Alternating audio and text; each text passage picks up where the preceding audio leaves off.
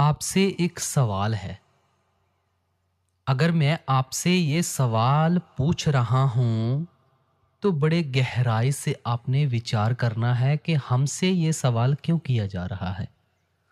अच्छा, एक बात बताओ, कभी ऐसा हुआ है कि आप भीड़ में तो खड़े हैं, लेकिन अंदर से बिल्कुल अकेले हैं?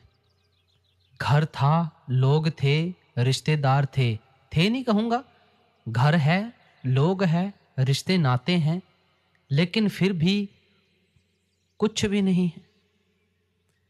क्या कभी ऐसा लगा कि सब कुछ होते हुए भी बहुत कुछ जरूरी चीज पीछे छूट गई है? सत्संगी प्रेमियों, इंसान ना पूरी उम्र बाहर खोजता रहता है, धन में, मान में, रिश्तों में, सफलता में।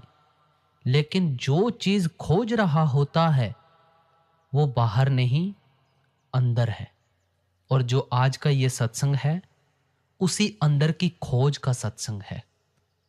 और आज का ये सत्संग आपको अंदर के उन रूहानी मंडलों की सैर करवाएगा और पहचान करवाएगा। हम बात करेंगे उस नाम की जिससे संतों ने जीवन की असली डोर कहा है, उस नाम की जो मन को संभाल ले, जो डूबती हुई आत्मा को किनारे लगा दे, जो अंधेरे में दीपक बन जाए। सत्संगी प्रेमियों, जब ना मन उलझ जाता है, जब कर्मों का बोझ भारी हो जाता है, जब परिस्थितियां इंसान को तोड़ने लगती हैं, तब कोई शक्ति है जो बिना शोर किए चुपचाप संभाल लेती है। वो क्या है? हम उससे वंचित थोड़ी हैं। हम ये भी नहीं कह सकते कि हमें नहीं पता। वो है केवल और केवल नाम। लेकिन नाम है क्या? सिर्फ बोलने की चीज? सिर्फ दोहराने की चीज? या वो कोई जीवित शक्ति है? सत्संग सिर्फ सुनने के लिए नहीं होता प्रेमियों, ये अनुभव करने के लिए है। क्योंकि जब तक नाम सिर्फ शब्द है, तब तक असर नहीं होता। जब नाम अनुभव बन जाता है, तब जीवन बदल जाता है। हम सब इस दुनिया में आए हैं थोड़ा समय लेकर, कुछ रिश्ते निभाने, कुछ कर्म पूरे करने और फिर चले जाना है। लेकिन कोई विरला होता है जो इस आने जाने के खेल से ऊपर उठने की बात करता है। तो प्रेमियों, आओ आज एक रूहानियत भरे सफर के ऊपर निकलते हैं। आज हम बाणी लेने जा रहे हैं स्वामी जी महाराज जी की, और सत्संग के वचन हैं, नाम निर्णय करूं भाई दुधा विधि भेद बतलाई। सत्संग जी, वह ताकत जो सारी दुनिया को पैदा करती है, सारे संसार की रक्षा करती है, संत उसको नाम या शब्द कहते हैं। इस तरह वेद उसे नाद, ऋषि मुनि आकाशवाणी, हजरत ईसा वर्ड और मुसलमान कामिल फकीर मांगे आसमानी कलाम इलाही या इसमें आजम कहते हैं। गुरु नानक साहिब उसी को गुरबाणी या नाम कहते हैं। वह भाषा नहीं, जबान में ताकत नहीं कि वह मुक्ति दे सके, और वह हर एक कौम की अलग अलग है। मगर जो ताकत मुक्ति देती है वह सारी दुनिया की एक ही है। हिंदुओं, मुसलमानों, यहूदियों, मतलब कि हर एक कौम, हर एक मजहब के इंसान के अंदर है। उसी की महिमा ग्रंथ साहिब, उसी की महिमा वेद शास्त्र और दूसरी मजहबी किताबें करती हैं। इसी तरह गुरु नानक साहिब और अन्य संत करते हैं, मगर किताबों में उसकी तारीफ या महिमा है। वह स्वयं नहीं, वह तुम्हारे अंदर है। अब बात बारीक और गौर से समझने वाली है कि मुक्ति देने वाला नाम लिखने पढ़ने में आने वाला नहीं है। हमारी किताबें किसी न किसी भाषा में हैं, मगर वह ताकत तुर्की, फारसी, अरबी भाषा वगैरह में नहीं। इसलिए वह लिखने में नहीं आ सकती। इसीलिए आपको चाहिए कि जो महात्मा अंदर जाता है उसके पास जाओ। जब वह रास्ता दे, कमाई करके अंदर चढ़ जाओ। सारी दुनिया के लिए एक ही कानून है, आज का नहीं बल्कि जब से दुनिया बनी है तभी से चला आ रहा है। वह किसी आदमी का बनाया हुआ नहीं, बल्कि कुल मालिक खुद खुदा का बनाया हुआ है। हम उसमें ना तब्दीली कर सकते हैं, ना कुछ घटा या बढ़ा सकते हैं। हमें उसके जरिए जाना है। जो कुछ स्वामी जी महाराज बयान कर रहे हैं, वही गुरु नानक साहिब, मौलाना रूम साहिब और अन्य कामिल फकीर कह रहे हैं। मगर कौन से जो ऊंचे रूहानी मंडलों पर गए, जो शरीयत में रहे हैं, मजहबों की पार्टियों में रहे हैं, मैं उनका जिक्र नहीं करता। और जो गुरु नानक साहिब की फिलॉसफी है, मैं ये कहूँगा कि हम अभी तक उसके दरवाजे तक भी नहीं गए।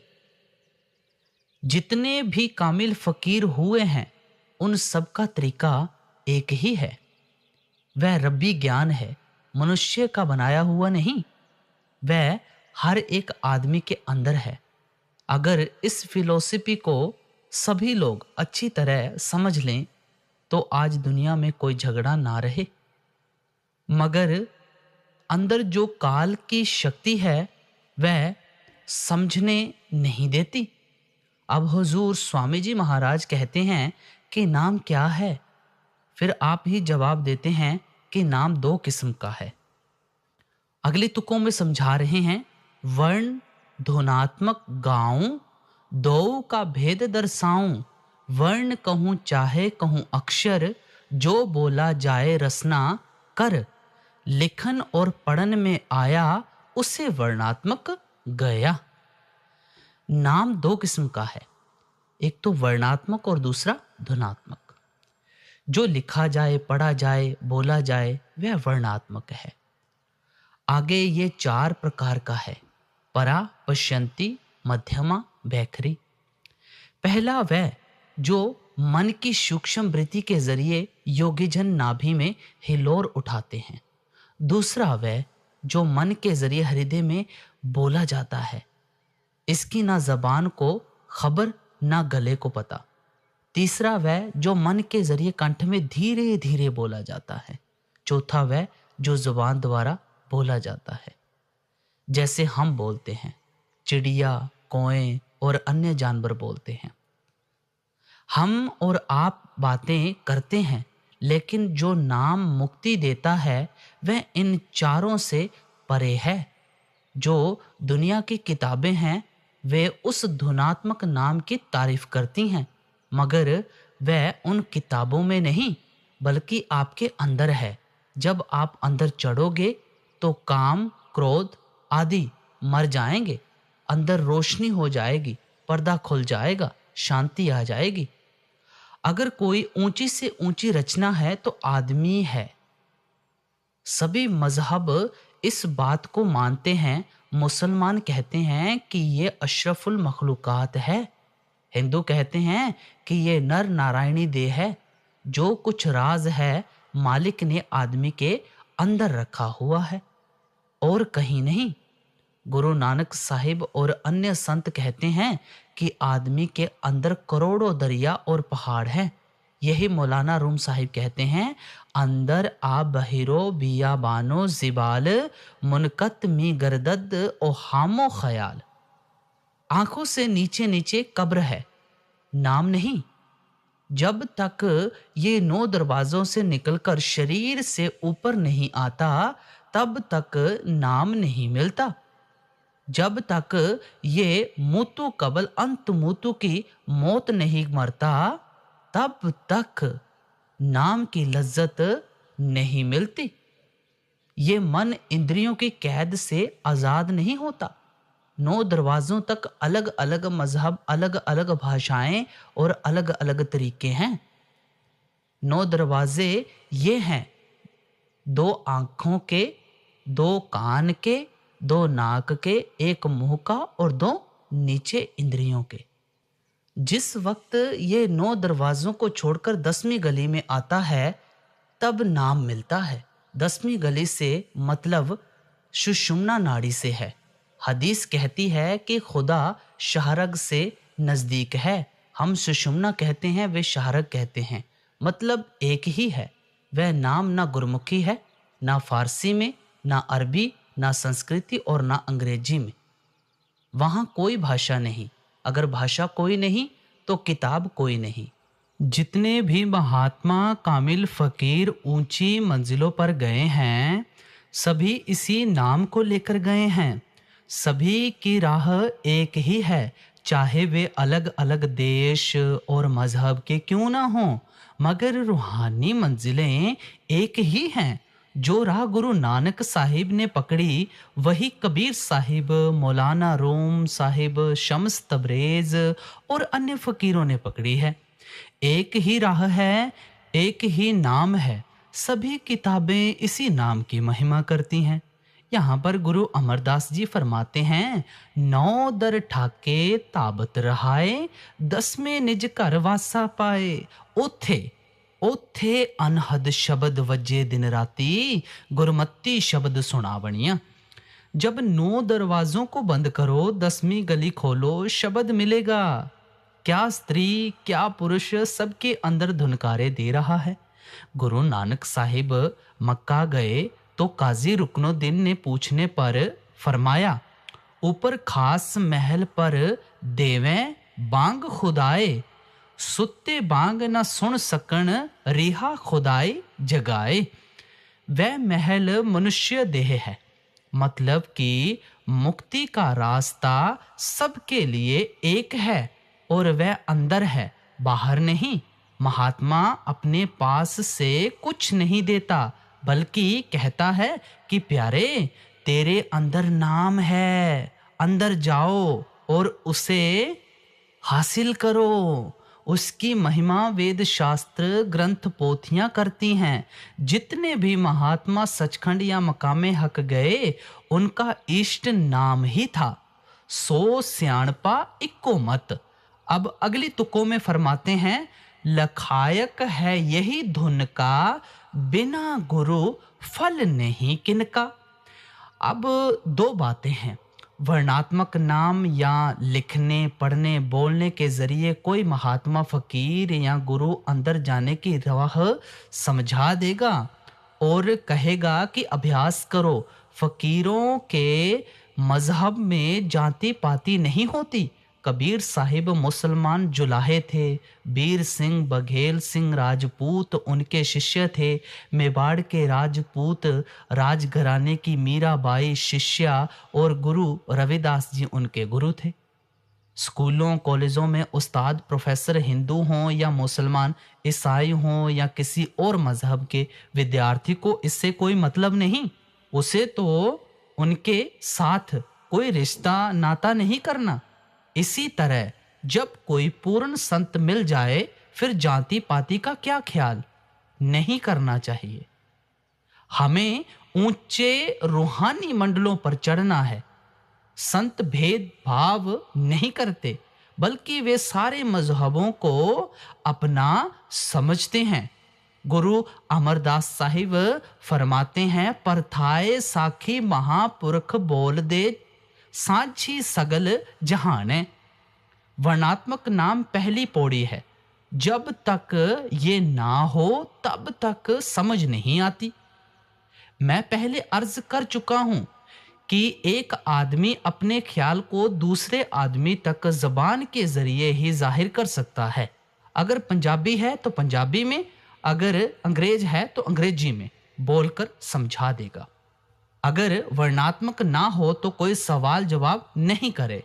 आदमी ही नहीं बल्कि एक पशु भी अपने दिल का हाल दूसरे पशु के दिल तक जबान के जरिए ही पहुंचाता है। इसी तरह एक पक्षी भी अपने दिल का हाल दूसरे पक्षी के दिल तक जबान के जरिए ही पहुंचाता है। हम सभी अपने दिल का हाल एक दूसरे के दिल तक अपनी अपनी जबान के जरिए प्रकट करते हैं। अब ये दो चीज यानी सत्संग है, जबान से ही बयान की जाती है।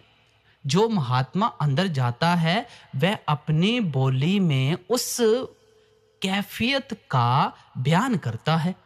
महात्मा वर्णात्मक नाम से ही समझा सकते हैं।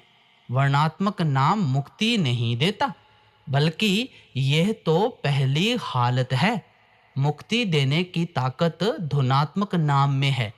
हर एक महात्मा जो ऊंची अवस्था में गया है धुनात्मक नाम के जरिए ही गया है। वर्णात्मक नाम जाति नाम को हासिल करने का जरिया हो सकता है, इससे ज्यादा नहीं। गुरु नानक साहिब फरमाते हैं, पढ़िए जेते बरस बरस, पढ़िए जेते मास, पढ़िए जेते आरजा, पढ़िए जेते सास। नानक लेखै एक गल होर, हो मैं चखना चाख। चाहे उम्र भर पढ़ते रहो, जब तक धुनात्मक नाम को ना पकड़ें कोई फायदा नहीं होता, कोई फायदा नहीं होता।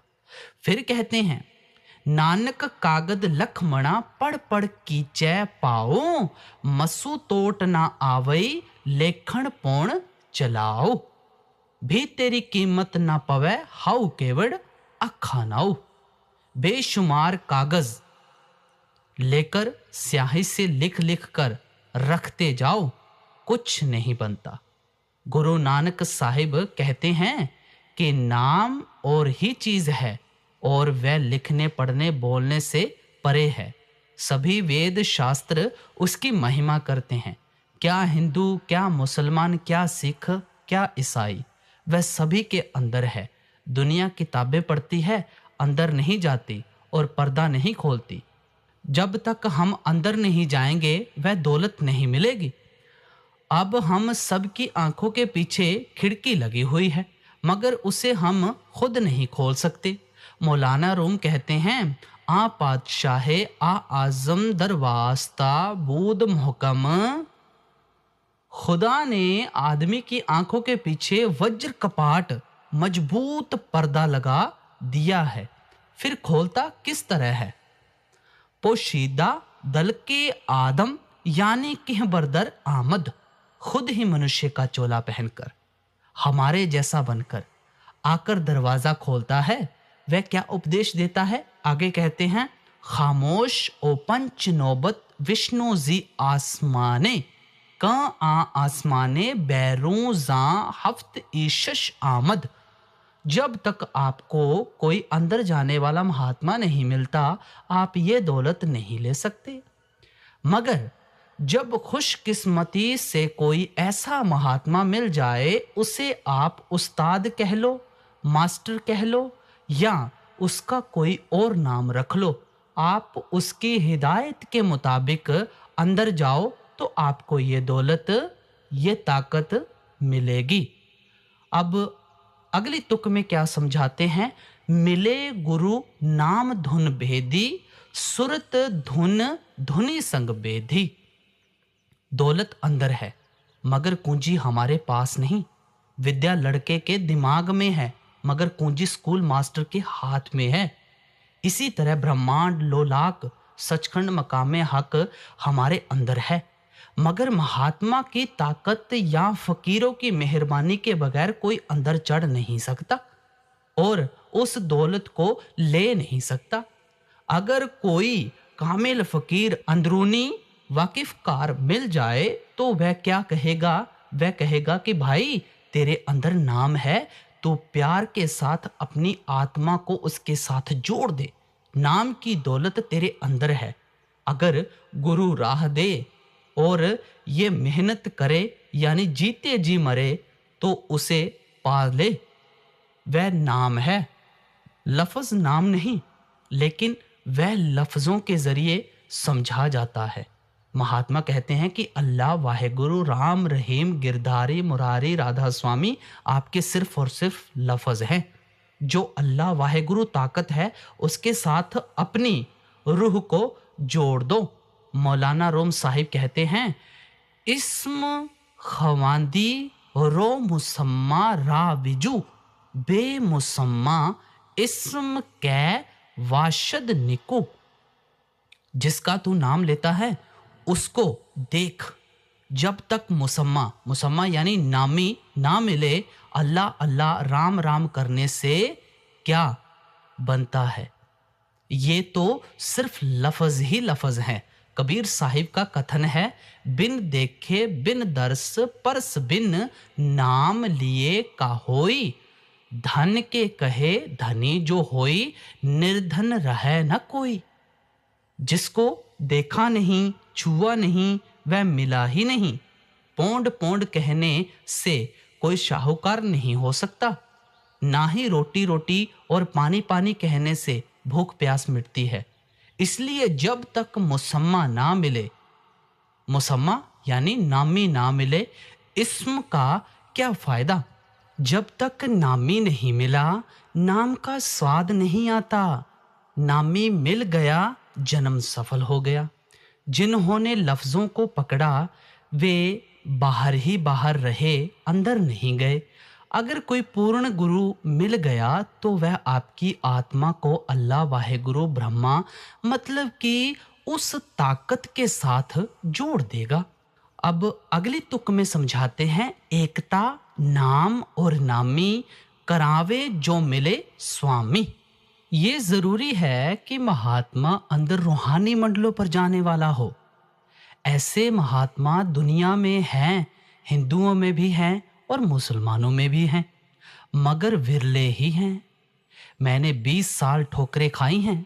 ज्ञानी अनेक थे, तरह तरह के भेषधारी संप्रदाय बहुत थे, लेकिन जब तक पूरा गुरु ना मिले काम नहीं बनता। पूरे गुरु का क्या काम है?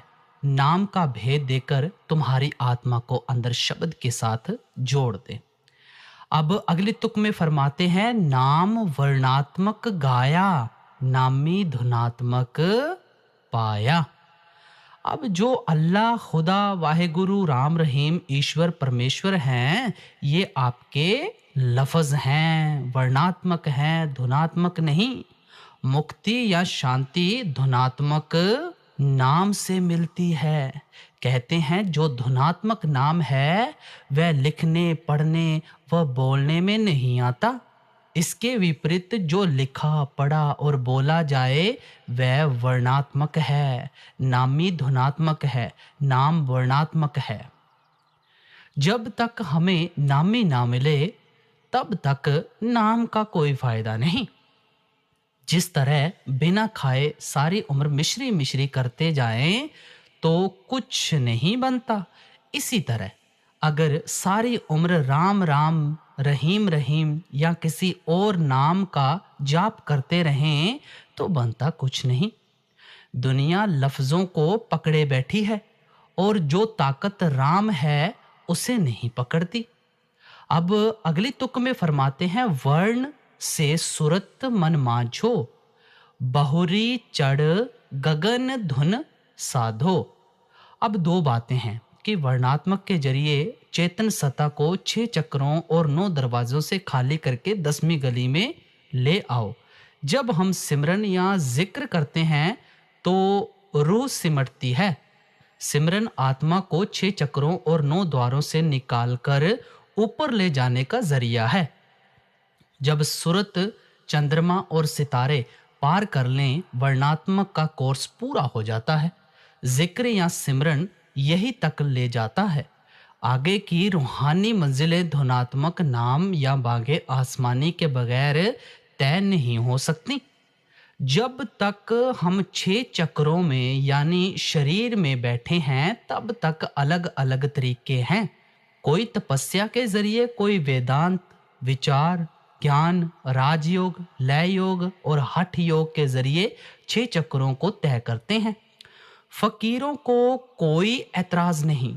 उनका मतलब तो आत्मा को शरीर से निकाल कर आंखों के पीछे लाने से है, चाहे किसी तरीके से कर लो। मगर सभी तरीकों से गुरु नानक साहिब, कबीर साहिब, तुलसी साहिब और अन्य मुसलमान फकीरों का तरीका आसान है, वह जिक्र या सिमरन है। जब हम आत्मा के केंद्र यानी नुक्ताए सुवैदा पर बैठकर किसी महात्मा की बताई हुई युक्ति के मुताबिक नाम का सिमरन करते हैं तो आत्मा इकट्ठी हो जाती है और सारा शरीर मुर्दा हो जाता है। इस वर्णात्मक नाम के जरिए, चाहे वह वाहेगुरु है, राम है या कोई और, अपनी आत्मा और मन को पिंड या शरीर से निकालना है।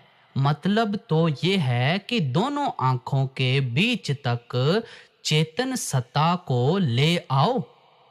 यहाँ तक वर्णात्मक नाम है। रिद्धियां, सिद्धियां, करामाते, अंतर्यामिता वर्णात्मक नाम से ही हासिल हो जाती है। अब कहते हैं कि वर्णात्मक नाम को जबान के जरिए जप कर शरीर को खाली करके ऊपर आ जाओ, वहां धुनात्मक नाम या अनहद शब्द मिलेगा। वह लिखने पढ़ने में आने वाला विषय नहीं, वहां कोई भाषा नहीं, कोई ग्रंथ पोथी किताब नहीं, वहां पर तो रूह आत्मा है या नामी। अब अगले तुक में क्या समझाते हैं? धुनी धुन एक कर जानो, सुरत से शब्द पहचानो। नाम को पकड़कर नामी से जा मिलो। नाम और नामी को एक कर दो। दूसरे लफ्जों में ये कह दो कि सुरत को शब्द के साथ जोड़कर एक हो जाओ। यही गुरु अंगद देव जी कहते हैं, अखी वाजो वेखना, बिन कन्ना सुनना। वह इन आंखों से नहीं देखा जा सकता, ये आंखें फना हैं। हम बाहर या लैंप के आसरे देखते हैं, या बिजली के, या तारों के, या सूरज या चंद्रमा के। जो आंखें परमात्मा को देखने वाली हैं वे और हैं। गुरु अर्जुन साहिब कहते हैं, नानक से अखियां बेअन जिनी दिसंदो माँ पीरी। जिन आंखों से उस माबूदे हकीकी, उस मालिक को देखा जाता है, वे आंखें ये नहीं। वे आंखें कब मिलेंगी? जब ये अंदर जाकर पर्दा खोलेगा। फिर ये कान उस आवाज को नहीं सुन सकते। वे कान और हैं, उन्हें खोलो और सुरत को शब्द के साथ जोड़ दो ताकि मालिक मिल जाए। अब अगले तुक में फरमाते हैं, शब्द और सुरत भय एका, नाम धुनात्मक देखा। अब कहते हैं कि जब रूह ने नाम का पल्ला पकड़ लिया या आत्मा ने परमात्मा का पल्ला पकड़ लिया, तसल्ली हो गई, बूंद समुद्र में जाकर एक हो गई। गुरु नानक साहिब से एक सवाल पूछा गया, कित विधि पुरखा जन्म वटाया, काहे कऊ तुझ ए मन लाया। कित विधि आशा मनसा खाई, कित विध जोत निरंतर पाई। कि हे महात्मा, तेरा जन्म मरण किस तरह खत्म हुआ? संत किस तरह जीते जी जन्म मरण खत्म कर देते हैं, तूने इस दर्जे को किस तरह पाया? ये नूर प्रकाश तुझे किस तरह मिला?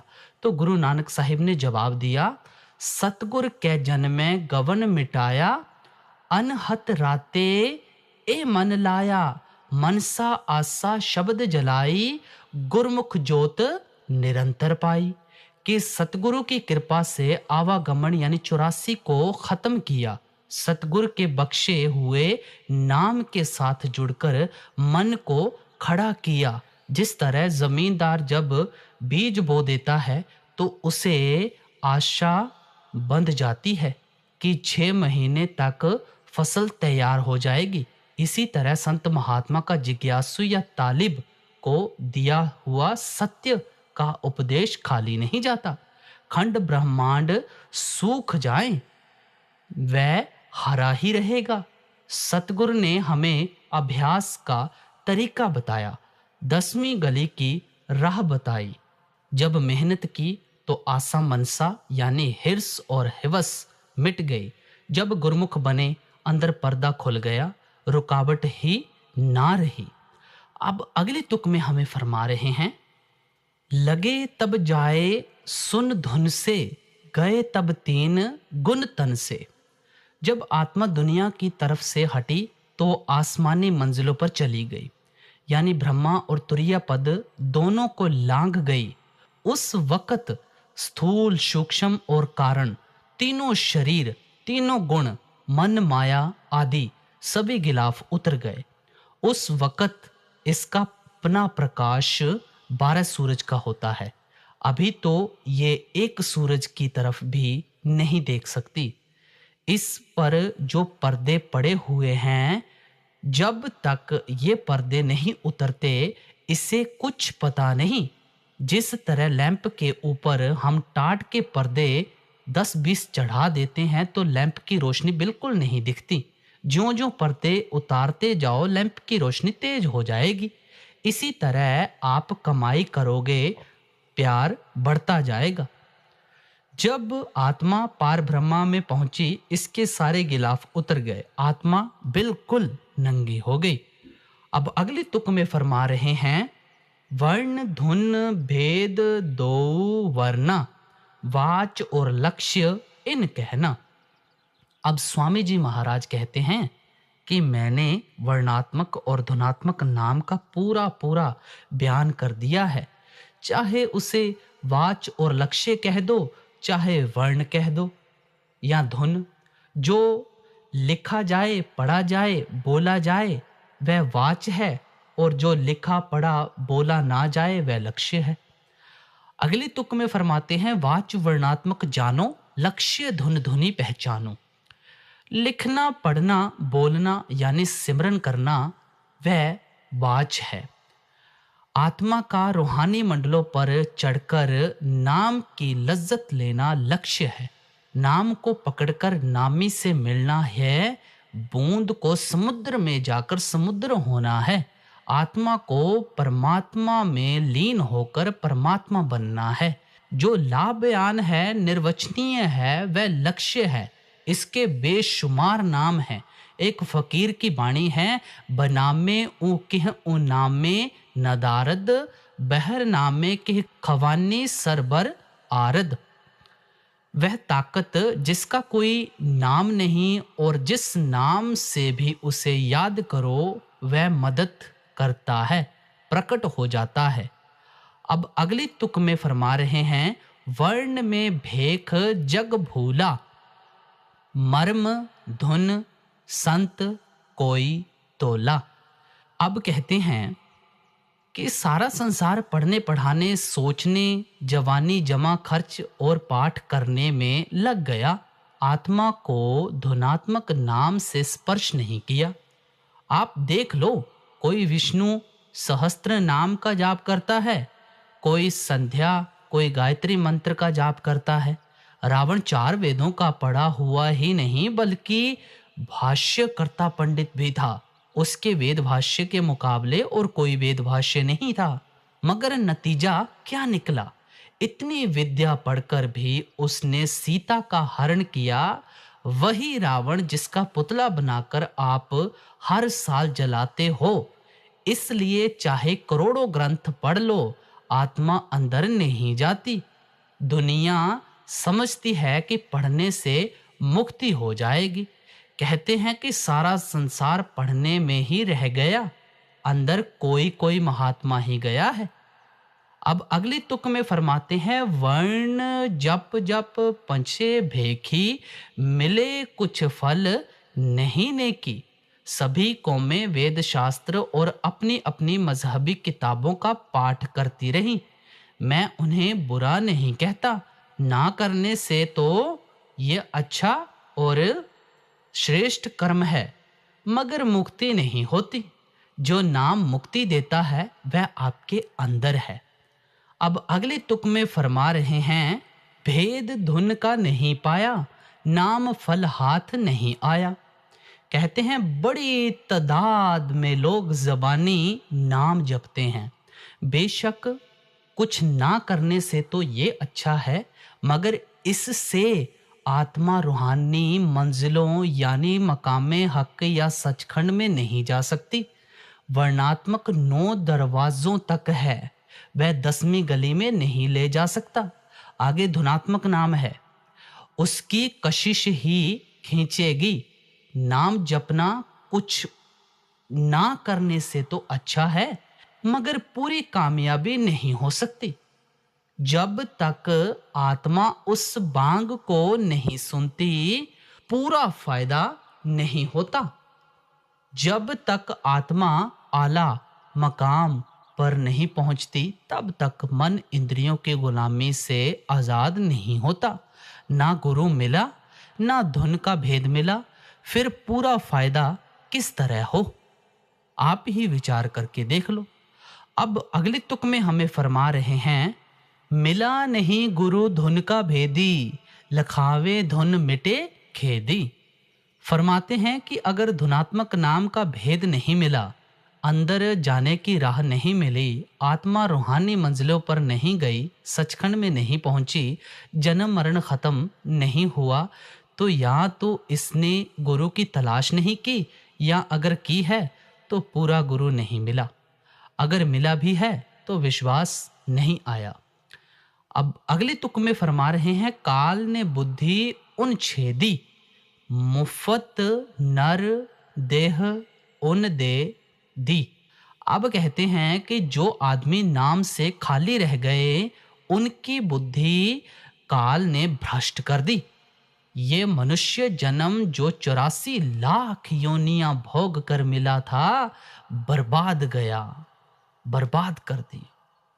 गुरु अर्जुन साहिब कहते हैं, कई जन्म पए कीट पतंगा, कई जन्म गज मीन कुरंगा, कई जन्म पंखी सर्प होयो, कई जन्म हैवर वृक्ष जोयो, मिल जगदीश मिलन की बरिया, चिरंकाल ए दे संजरिया। ये वक्त भजन करने का है, परमात्मा से मिलने का है।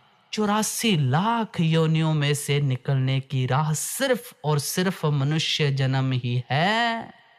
अगर इसे शराबों, कबाबों और अन्य विषय विकारों में गंवा दिया, तो आगे फिर 84 का चक्कर मौजूद है।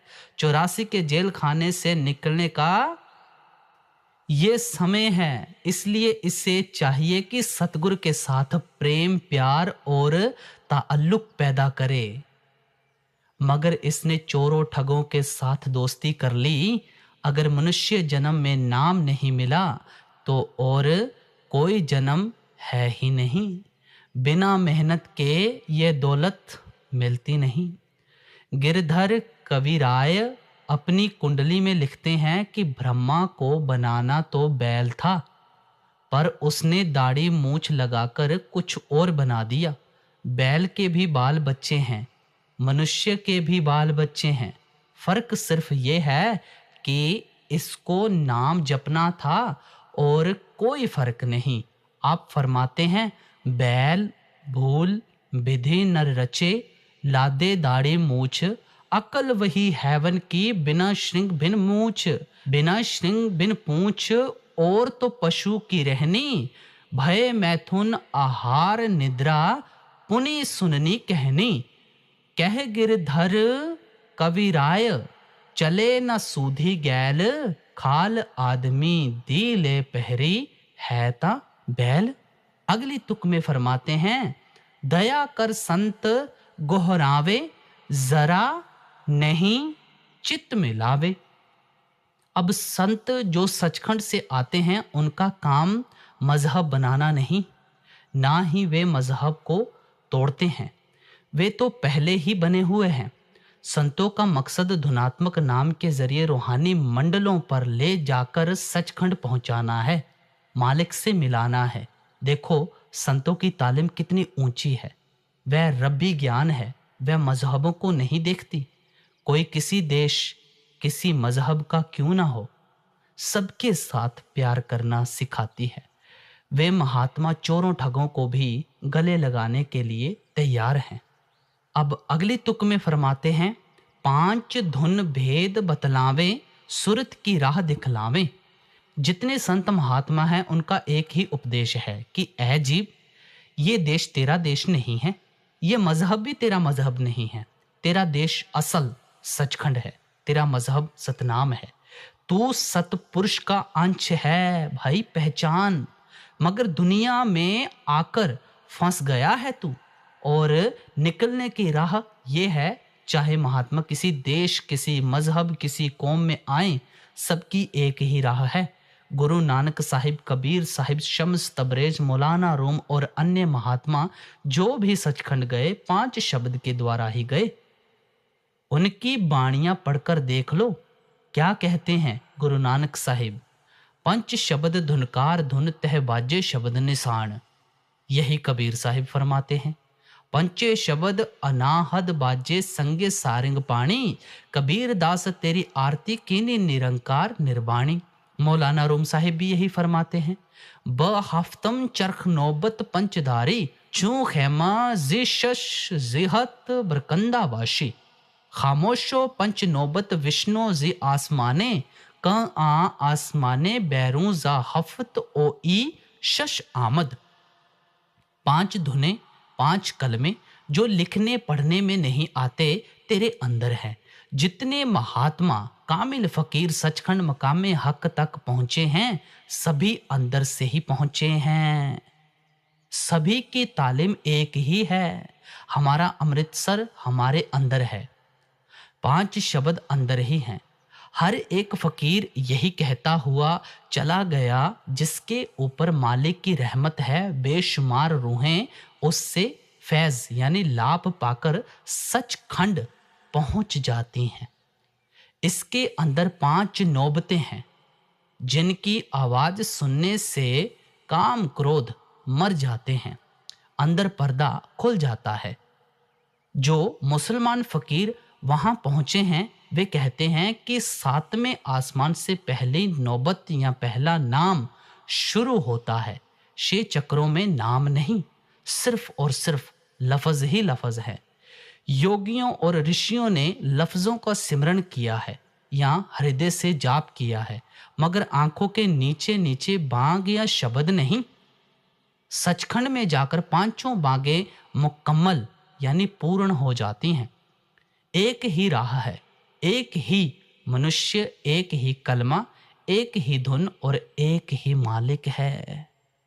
हर एक फकीर जो 5 धुनों या 5 कलमों का भेद जानता है, हमारी रूह को रूहानी मंजिलों पर ले जा सकता है। वह मुर्शिद है, उसको मुर्शिद कहना धर्म है। अगर 5 शब्द का भेद नहीं जानता तो वह कामिल फकीर नहीं, बल्कि नीचे के चक्रों में बैठा है।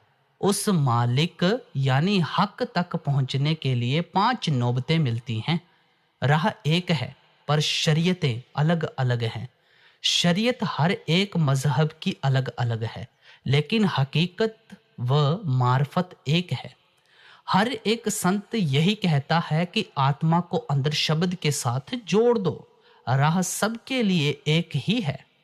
गुरु नानक साहिब खत्री थे, गुरु रविदास जी जूते गांठने का काम करते थे, कबीर साहिब जुलाहे थे, मगर गुरु अर्जुन साहिब फरमाते हैं, खत्री ब्राह्मण शूद वैश्य उपदेश 4 वर्णों को सांझा, गुरमुख नाम जपै उधरे, सो कल मह घट घट नानक माझा।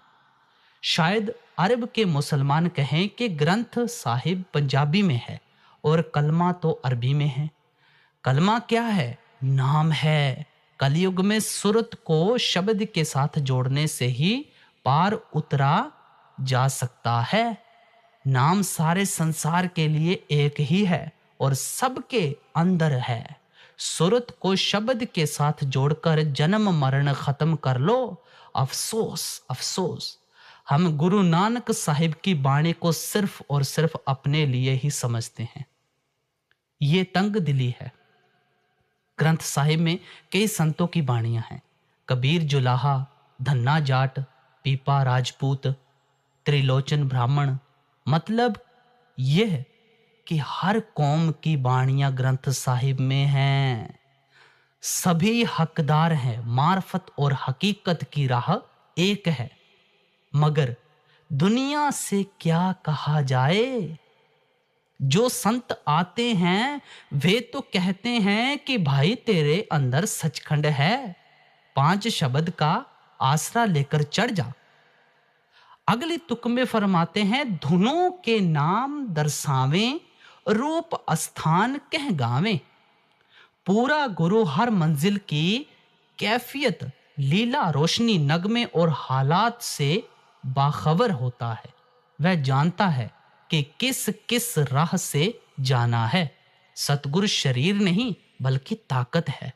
इसी तरह सतगुरु अलग नहीं बल्कि हर मंजिल पर शिष्य के साथ है। अगली तुक में फरमाते हैं, सुरत का जोग लखवावें, जीव नहीं कहन उन माने। जो पापी आत्माएं हैं यानी मैल चित्त वाली हैं, उन्हें मालिक की भक्ति अच्छी नहीं लगती, वे इधर नहीं आते। जिस तरह मक्खी, चंदन, कस्तूरी, मुश्क, पूर वगैरह खुशबूदार चीजों पर नहीं बैठती, मैले पर सारा दिन भिन भिन करती है और खुशबू उसे बुरी लगती है। कबीर साहिब कहते हैं, कबीर पापी भगति ना पावई, हर पूजा ना सुहाए, माखी चंदन पर हरै जह बिगंध तह जाए। जो संतों के पास जाता है वे उससे ये नहीं कहते कि उजाड़ो पहाड़ों, तीर्थों, मूर्तियों पर माथा रगड़। वे यह भी नहीं कहते कि तू अपना मजहब छोड़। मजहब छोड़ने से परमात्मा नहीं मिलता। ना ही वे कहते हैं कि बाल बच्चे छोड़। ये भी नहीं कहते कि कामकाज छोड़, बल्कि वे कहते हैं कि अपने अपने मजहब में रहो, बाल बच्चों में रहो, हक की कमाई करो और नाम जप कर पर्दा खोल लो। ना केश बढ़ाने हैं, ना सिर मुंडाना है, ना कपड़े रंगने हैं। आसान से आसान है कि सुबह उठकर 2-2.5 घंटे नाम के साथ आत्मा को जोड़ दो।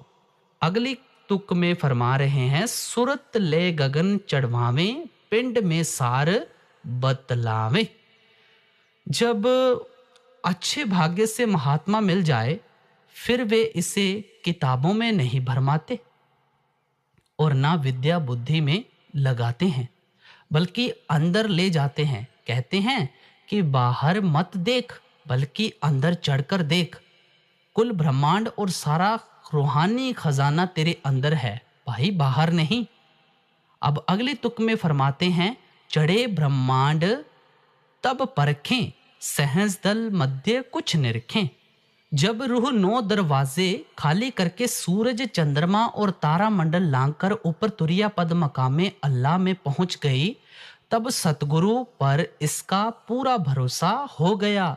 वहां 1000 बत्ती की जोत है, वहां अमृत बरस रहा है, खुशी और शांति है। वहां जाकर मन इंद्रियां अधीन हो जाती हैं, काम क्रोध वगैरह मर जाते हैं, नाम की लज्जत आनी शुरू हो जाती है। वहां पहुंचकर निश्चय आ जाता है कि सतगुरु जो कुछ कहता है वह ठीक है। यहाँ से पहली धुन शुरू हो जाती है। यहाँ से फकीरों की रूहानियत की अलिफ बे शुरू हो जाती है। यह गुरु नानक साहिब की पहली मंजिल है। हमें 5वीं मंजिल पर जाना है। अगली तुक में फरमाते हैं, बंक चढ़ त्रिकुटी धावे, सुन 10 द्वार गति पामे। बंकनाल कहते हैं टेढ़ी सुरंग को। तुरिया पद के बाद इसमें से लांघ कर जाना पड़ता है। आगे ब्रह्मा का देश है जो मुक्ति का दरवाजा है।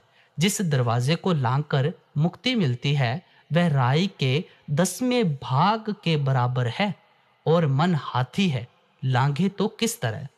गुरु नानक साहिब कहते हैं, राई खुदाई पिहावला बालहू 10वें पाई, हाथी जाए न सकने हो में रख अड़ाई।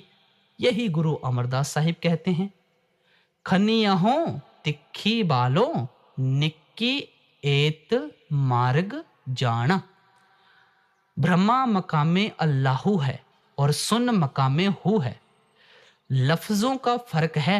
मुसलमान फकीरों ने अपनी भाषा में नाम रखे हैं, हमने अपनी भाषा में रख लिए। अब अगली तुक में फरमाते हैं, महा सुन जाए हर खानी, भंवर में जा सुनी बाणी। जब आत्मा पार ब्रह्मा से महाशून्य में आई और फिर भंवर गुफा में, ये सोह का देश, सोह का अर्थ है जो तू है सो मैं हूं। मुसलमान इस मकाम को अनाहू कहते हैं। अनाहू का अर्थ भी जो तू है वो मैं हूं। तू समुद्र है और मैं कतरा बूंद हूं। सचखंड अति सुंदर और अति सुहावना समुद्र है। अब रूह उस समुद्र में मिलने की कोशिश करती है। मौलाना रूम साहिब की मसनबी का पहला शेर ही यहाँ से शुरू होता है। विष्णु अजने चू हिकायत मी कुनद, बज जुदायहा शिकायत मी कुनद। सुनो बांसुरी क्या कहती है। वह अपनी जुदाई की शिकायत करती है कि जब से मुझे बांसों के बन से काटा गया है, उस समय से रो रही हूं। यानी जब से आत्मा अपने प्यार से जुदा होकर मकामे हक यानी सतलोक से बिछुड़कर इस संसार में आ फंसी है, तब से दुखी है। किसी महात्मा ने अरबी में कह दिया, किसी ने संस्कृत में, किसी ने फारसी में, लेकिन मकसद और मतलब सबका एक है। अब अगली तुक में फरमा रहे हैं, अमर पद मूल जा देखा, बेन धुन का मिला लेखा। अब रूह सचखंड यानी मकामे हक में पहुंच गई। यहाँ ना प्रलय का खौफ है ना महाप्रलय का। यह अचल अटल लाफानी और अविनाशी देश है। यहाँ पहुंचकर जन्म मरण खत्म हो जाता है और रूह को अनंत शांति, अनंत खुशी और सच्ची मुक्ति हासिल हो जाती है। नामदेव जी कहते हैं, अखंड मंडल निरंकार मह अनहद, बेन बजावगो बैरागी राम गावगो।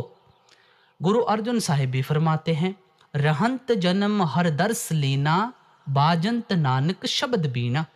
सभी महात्मा अपने रूहानी सफर का निशान देते चले जाते हैं। अगले तुक में फरमाते हैं, अलख और अगम भी पेखा, नाम का मूल अब देखा। इससे ऊपर अलख और अगम दो अंचित द्वीप है जिनकी महिमा नहीं हो सकती। इससे आगे आखिरी मकाम है। महात्मा अपनी अपनी वाणियों में उनका निशान देते चले गए हैं। जैसा कि गुरु नानक साहिब कहते हैं, तू अकाल पुरख नाही सिरकाला, तू पुरख अलेख अगम निराला। सारा सत्संग फरमाकर लास्ट की तुक में हमें क्या समझा रहे हैं, कहूं क्या खोल राधा स्वामी, सैन ये समझ परमाने। अब रूह आखिरी देश राधा स्वामी धाम यानी ला मकाम पर पहुंच गई। गुरु अर्जुन साहिब ने इसे स्वामी स्वामी कहा है। आप फरमाते हैं, ऊंच अपार बेअंत स्वामी। स्वामी जी महाराज ने भी उसे स्वामी स्वामी कहा है। सबकी आदि कहूं अब स्वामी, क्योंकि स्वामी से परे और कोई लफ्ज है नहीं। स्वामी जी ने इसे राधा स्वामी कहा। आत्मा का स्वामी कह दिया। कतरा समुद्र से मिलकर समुद्र हो गया। यहां पहुंचकर सभी महात्मा चुप हो गए।